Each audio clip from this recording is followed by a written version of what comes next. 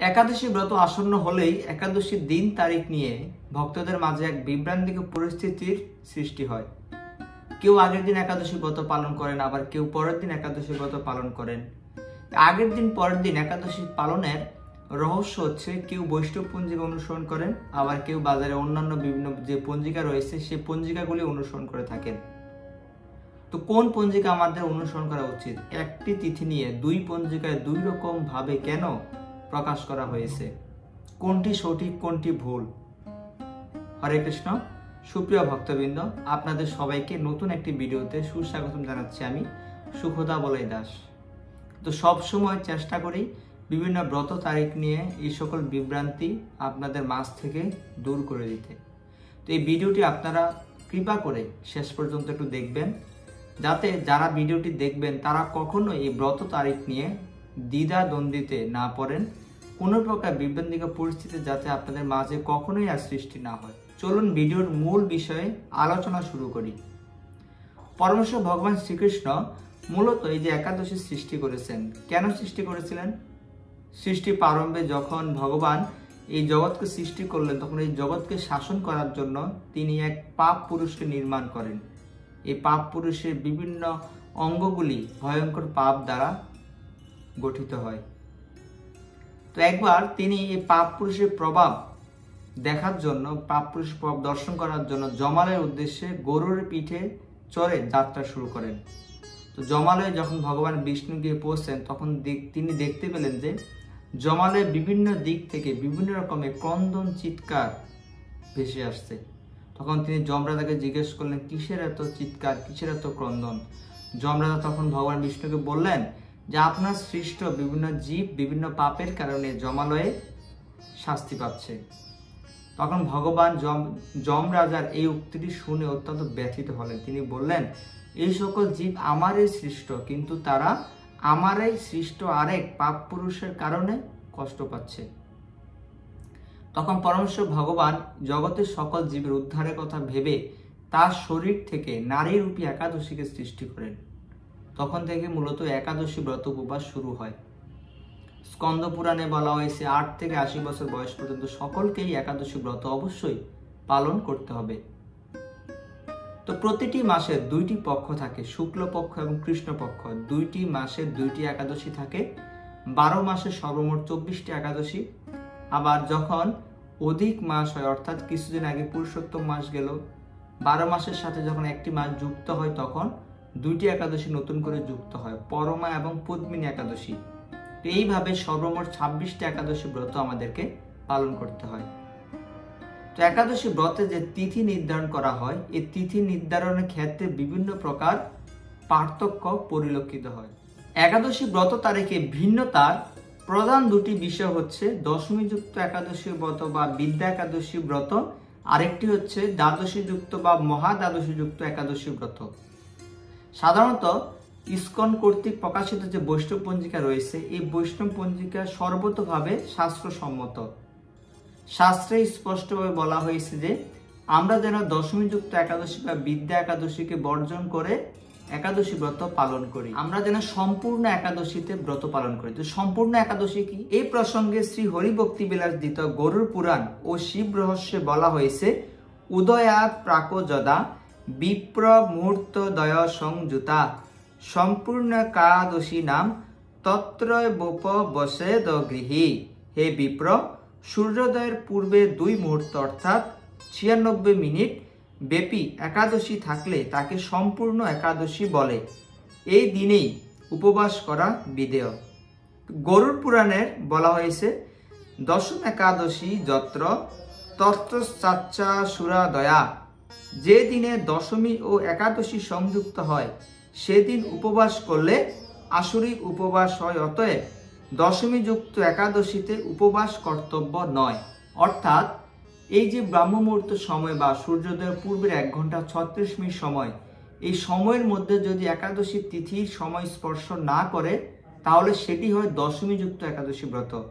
আর আপনারা স্পষ্টভাবে দেখতে পেলেন যে শাস্ত্রে স্পষ্টভাবে বলা হয়েছে যে আমরা যেন দশমী যুক্ত একাদশী ব্রত পালন না করি। শ্রী ভবিষ্য পুরাণে এই সম্পর্কে আরো বলা হয়েছে, অরুণোদয় বেলায়ং দশমী সংযুতা যদি অত্র পুষ্যা দ্বাদশী শ্বেত ত্রয়োদশান্ত পারণম। যদি অরুণোদয় বেলাতে অর্থাৎ সূর্যোদয় বেলাতে যদি দশমী সংযুক্ত থাকে, এই স্থলে দ্বাদশীতে উপবাস যোগ্য হয় এবং ত্রয়োদশীতে পারণ। যদি একাদশী তিথির দিন দ্বাদশী স্পর্শ করে তাহলে আমরা ওই একাদশী তিথিটি পালন করব। কিন্তু ওই দিন যদি কোনোভাবে দশমী তিথি স্পর্শ করে তাহলে আমরা কোনোভাবেই ওই একাদশী পালন করব না। তো এই দশমীযুক্ত একাদশী বর্জন প্রসঙ্গে আরো বলা হয়েছে যে অরুণোদয় কালে যদি দশমী সৃষ্ট হয়, ওই দিন একাদশী উপবাসকারীগণের উপবাস পাপের কারণ বলে জানবে। তো সুপ্রিয় ভক্তবৃন্দ, আপনারা দেখতে পেলেন যে শাস্ত্রে কিভাবে বলা হয়েছে যে একাদশী ব্রত যদি দশমী সংযুক্ত হয় আর ওই ব্রত যদি আমরা পালন করি তাহলে সেই একাদশী ব্রত আমাদের পাপের কারণ হয়ে দাঁড়াবে। দশমীযুক্ত একাদশী কোনোভাবে করা উচিত না। এর অন্যতম আরেকটি কারণ হচ্ছে গান্ধারী পূর্বজন্মে দশমীযুক্ত একাদশী ব্রত পালন করেছিলেন, আর এই দশমীযুক্ত একাদশী ব্রত পালনের কারণে তিনি তার শত পুত্রকে হারিয়েছিলেন। সুপ্রিয় ভক্তবৃন্দ, এখন আপনি সিদ্ধান্ত নিন যে আপনি কোন পঞ্জিকা অনুসরণ করবেন, কেননা বাজারের অন্যান্য বিভিন্ন পঞ্জিকার মধ্যে এই একাদশী ব্রত তারিখ নির্ণয়ের সময় দশমীযুক্ত একাদশী, দ্বাদশীযুক্ত একাদশী এই তিথিগুলোর দিকে দৃষ্টিপাত না দিয়ে তারা অনেকে একাদশীর দিন নির্ধারণ করে থাকে।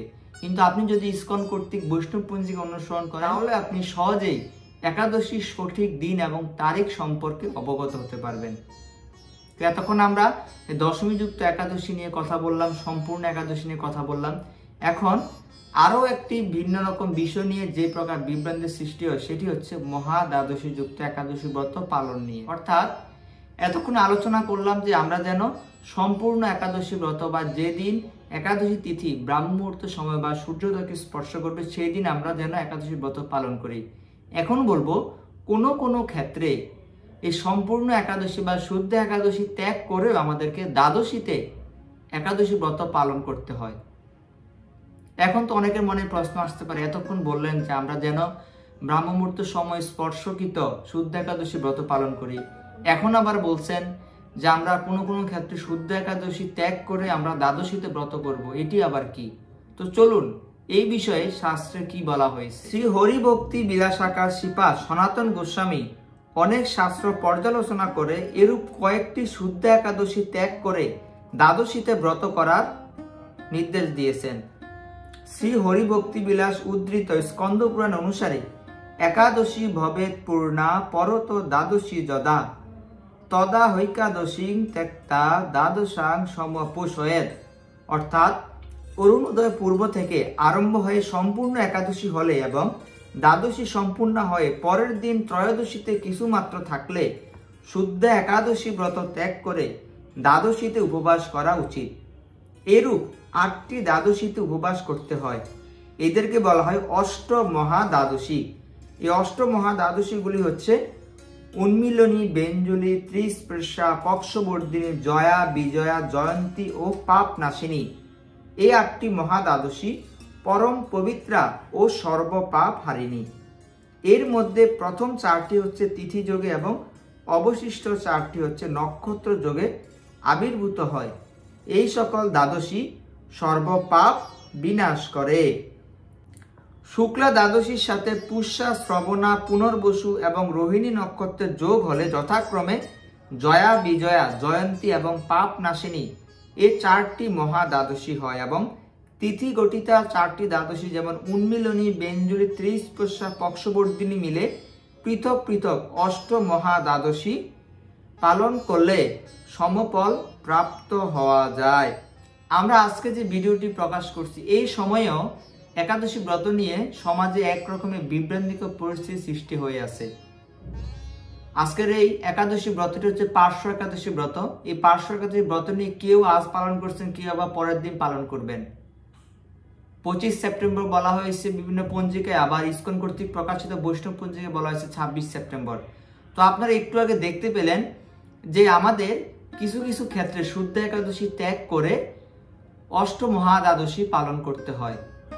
আর এই আগামীকালকে যে একাদশী ব্রতটি অর্থাৎ যে পার্শ্ব একাদশী ব্রতটি সাথে শ্রবণা নক্ষত্র যুক্ত হয়েছে। তো শ্রবণা নক্ষত্র যুক্ত হলে আমাদেরকে মহা দ্বাদশী যুক্ত একাদশী ব্রত পালন করতে হবে। তো চলুন দেখে আসি যে অষ্ট মহা দ্বাদশী পালন করলে কি হয়, কেন শাস্ত্রে বলা হয়েছে যে আমরা যেন অষ্ট মহা দ্বাদশী পালন করি। আবার শ্রী হরিভক্তি বিলাস গ্রন্থে শ্রী ভগবান স্বয়ং বলেছেন যে ন করিষ্যন্তি যে লোকে দ্বাদশী হষ্ট মম গয়া তেষাং জম পরে বাস যাব দাহু তৎসংপ্লবম। ইহলোকে যে ব্যক্তি আমার আদিষ্ট মহা দ্বাদশী ব্রত না করবে সুদীর্ঘকাল পর্যন্ত তাদের জমপুরীতে বাস হবে। তাই আত্মকল্যাণ লাভের জন্য প্রত্যেকের কর্তব্য একাদশী তথা মহা দ্বাদশী তিথিগুলি যত্ন সহকারে পালন করা। এর ফলে অবাঞ্ছিত দুঃখ দুর্দশা থেকে পরিত্রাণ ও আত্যন্তিক মঙ্গল লাভ হয়। তো সুপ্রিয় ভক্তবৃন্দ, আপনারা দেখতে পেলেন যে শাস্ত্রে কিভাবে অষ্ট মহা দ্বাদশী পালনের জন্য গুরুত্ব আরোপ করা হয়েছে।